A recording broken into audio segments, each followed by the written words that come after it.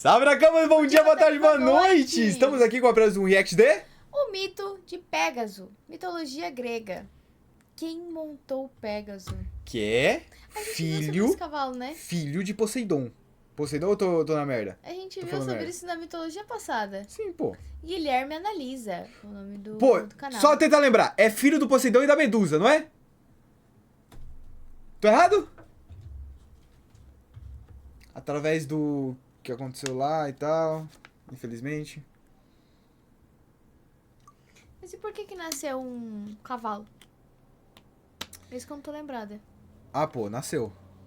Não pergunte. Nasceu um cavalo, pô, através do negócio lá, entendeu? Ô, uma coisa que eu... Porra, ô chat, a internet às vezes é muito podre, não, cara? Ué.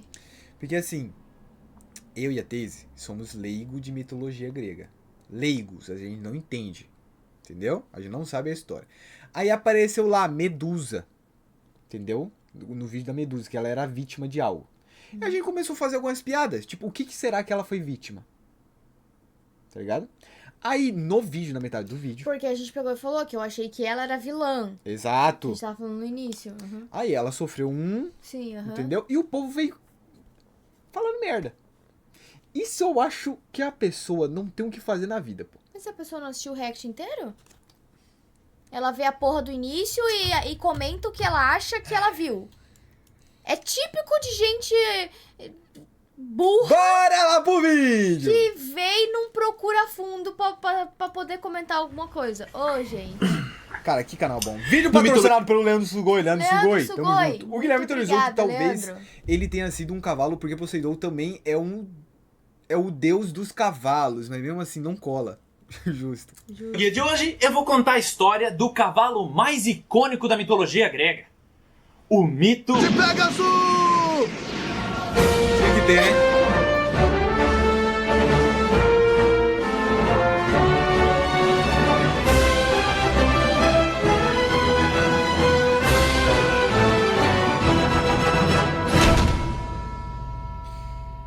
Cleitinho, porra, não chega aos pés do Cleitinho esse aí.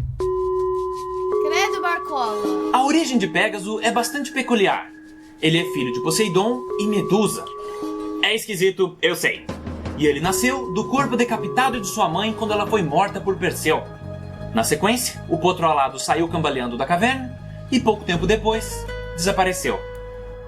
Alguns anos se passam e a história nos leva ao reinado de Glauco, que governava a região de Corinto. E agora eu tenho que fazer uma pausa para contar uma curiosidade que eu sei que vocês vão gostar.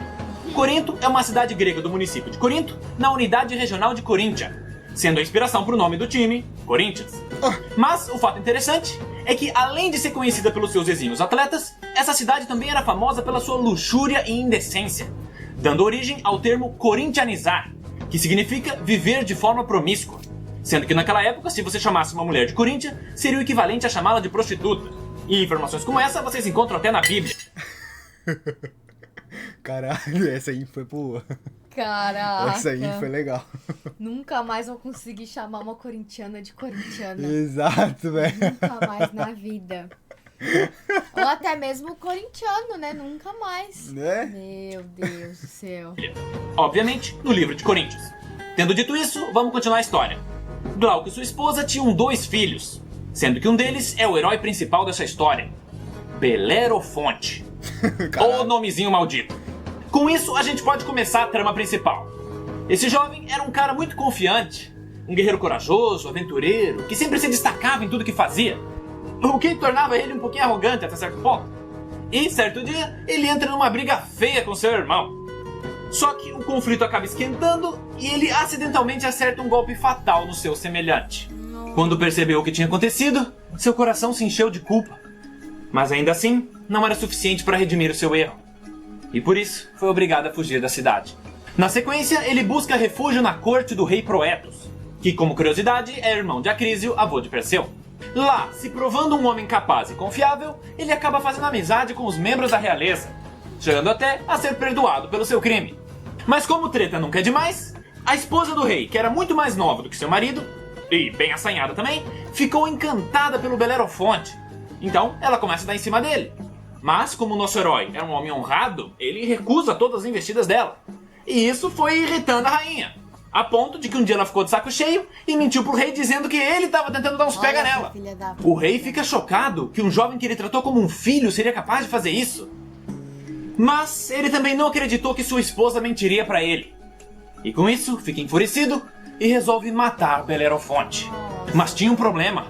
O rei havia aceitado o jovem como um convidado em sua casa, colocando ele sob a proteção da lei da hospitalidade, que diz que todo anfitrião que ferir seu convidado sofrerá a fúria dos deuses.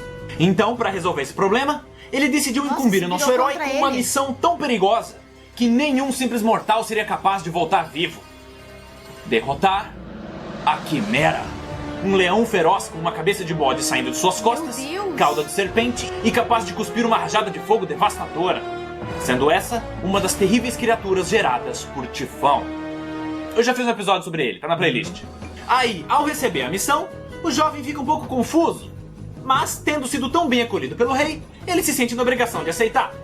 Então, a primeira coisa que ele faz é ir num renomado vidente chamado Poliedos, que por sua vez diz que a única maneira de derrotar a Quimera seria com a ajuda do único cavalo alado existente, que muitos até duvidavam que realmente existisse.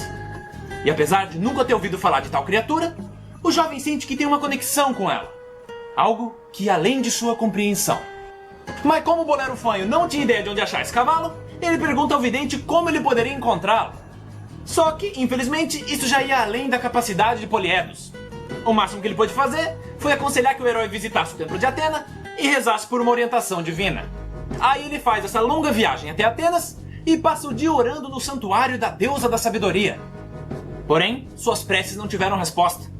Então o jovem, que não ia desistir tão facilmente, continua suas súplicas durante a noite. E quando não teve mais forças para se manter, acabou adormecendo no templo. Mas, durante seu descanso, ele tem um sonho. E nele, uma voz divina surge em sua mente. Sábia, porém triste. E ela lhe conta que há anos vem protegendo essa criatura para que nenhum mal lhe acontecesse. Porém, recentemente, o cavalo alado se mostrava incomodado. Parecia buscar algo a mais. Como se alguém próximo a ele precisasse de ajuda. E foi aí que o nosso herói descobriu a verdade sobre o seu passado. Ele não era filho biológico de Glauco, e sim de um caso que a mãe dele teve com Poseidon, O quê? fazendo dele Senhora! um semideus. Então ele é irmão do Resumindo, cavalo! a mãe dele Meu Deus! Ele é irmão do cavalo! A minha cabeça vai explodir! Mitologia grega é uma putaria que só, viado. Que é isso? corintianizada com o Zé do Mar, e agora ele ia ter que montar o irmão dele. Olha que zona. Na manhã seguinte, o jovem escuta um barulho estranho.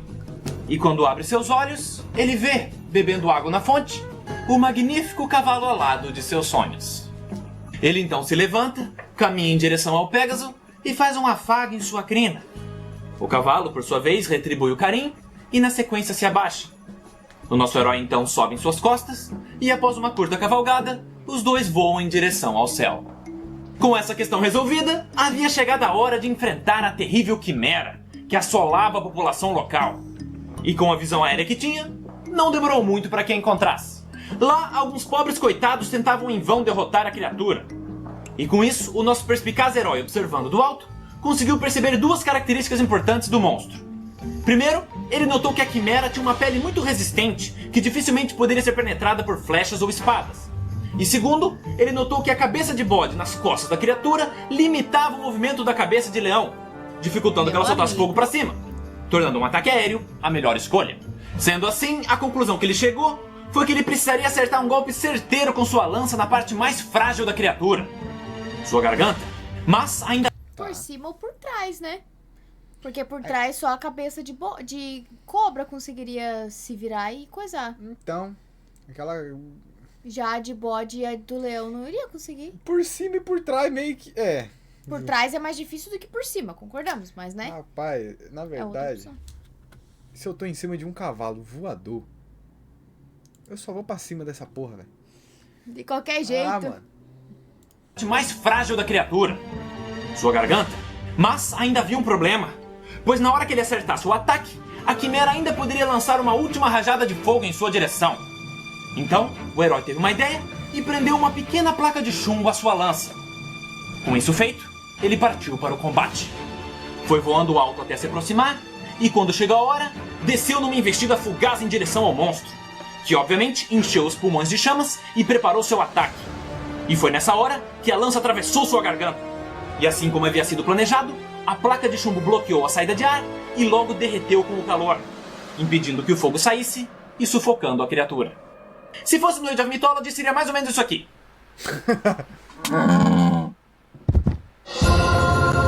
Eu sei que parece tosco, mas acredite, Meu esse jogo é Deus sensacional. do céu. LOL todinho. Isso aqui me passou a vibe lá do Trundle e do Darius caindo na porrada na cinemática. E a gente vê na gameplay. Na gameplay. Não. Exatamente. Mano, você consegue por 10 medusas enfrentando 20 Minotauro. É maravilhoso. Após a batalha, o jovem retorna com o Pegasus ao palácio e conta ao rei sobre sua vitória.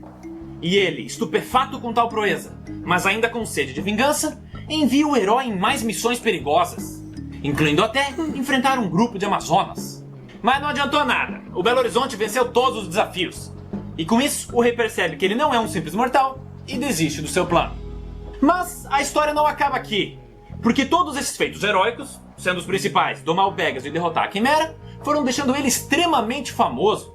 Ele basicamente se tornou uma lenda viva, invejado pelos homens, desejado pelas mulheres. O que obviamente acabou subindo a cabeça dele. Aí certo dia, no ápice de sua soberba, ele decide que o lugar dele não era entre os meros mortais, e sim ao lado dos deuses. Então, o jovem sobe em seu cavalo alado e começa a voar em direção ao Monte Olimpo. E, como já era de se esperar, isso não agradou nem um pouco o manda-chuva grego. Assim que Zeus viu o Belero Lero chegando, ele pegou um de seus raios e arremessou, atingindo o peito do jovem herói e fazendo com que ele caísse para sua morte. Com isso, a gente chega naquela antiga lição de moral. Quanto mais alto se voa, maior a queda. E também não seja um babaca. É sempre bom lembrar. E agora você deve estar se perguntando, o que aconteceu com o Pégaso? Bom, Zeus via esse cavalo alado como um ser nobre e majestoso. Mas, mesmo assim, ele não podia permitir que uma criatura capaz de trazer mortais ao Olimpo continuasse a existir. Então, ele o captura e na sequência o transforma em uma constelação, que hoje é conhecida por nós como a constelação de Pégaso! Cala a boca, ceia! Tá, pra encerrar, uma última curiosidade. O pai de Glauco, avô adotivo do Belerofonte, que por acaso viveu mais que o próprio neto, também é um personagem importantíssimo da mitologia grega, pelo fato de que ele era incrivelmente esperto, o cara mais safo que você pode imaginar. Na verdade, ele tinha lábia pra convencer qualquer um, chegando ao ponto de ser conhecido como o homem que enganou a morte. Oxi. Manda essa história, eu conto no próximo Mitologia. Essa é Até mais. assim. O homem que enganou a morte lembra daquele lá da... Porque ele tem conhecimento, lembra? O quê? Ele enganou a morte, sabe por quê? Porque ele tem conhecimento. Ordem paranormal, pensa por esse lado. Você não está aceitando que a morte Pense é mais por forte. esse lado! Você não está aceitando que a morte é mais forte do que o conhecimento. Não, o conhecimento é maior que a morte. Você não tá aceitando É, sim, isso. Você conhecimento não tá é aceitando melhor. que uma mulher é mais forte que você. Conhecimento é melhor, porra. Até porque mulher não tem conhecimento, né? É isso aí! Fala de driblar a morte, lembra daquela historinha dos 3 irmãos, lembra? Relíquias da morte. Isso! Ai, Relíquias Harry da- Potter, É, Harry Potter, verdade! pô. Esqueci. Pegar a capa da visibilidade. Isso. O cara tinha conhecimento. Eu não tinha conhecimento, eu tinha inteligência. Ué? Hã? Com conhecimento você consegue inteligência. Inteligência você consegue conhecimento. Um tá atrelado no outro, pô. É isso aí, Leandro Sugoi. Pô, então Pegasus, ele fez uma missão só, praticamente, e virou uma constelação. Foda, né? Pô. Oh, mas é isso, é filho de Poseidon, me pegou, tá? Puta merda. Rapaziada, é isso aí. Vídeo original na descrição. Leandro Sugoi, muito obrigado. Obrigada, Leandro. Ali, último vídeo, aqui pra você se inscrever. E não se esqueça. A gente sempre volta.